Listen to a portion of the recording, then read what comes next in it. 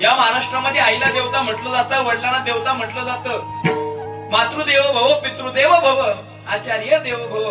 पण त्याच महाराष्ट्रामध्ये जर आई वडिलांसाठी वृद्धाश्रमे खोलावे लागत असतील ना, ते महाराष्ट्राचं सगळ्यात मोठं दुर्भाग्य आहे. लक्षात मी नेहमी सांगत असतो ऐका.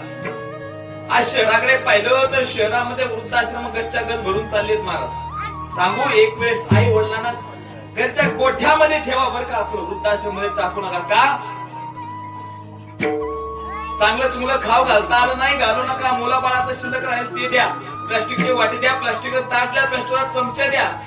शिळपाळ खाऊन राहते, कधी निघाला ऑफिसला तर एखादी टोपल्यातली भाकर घ्या महाराज, खिशामध्ये टाका. आईकडून जा, ज्या ठिकाणी आई बसली तिथं जा, लांबूनच फेका महाराज. ती आई घसरत घसरत घसरत त्या भाकरी कशी येईल बरं का.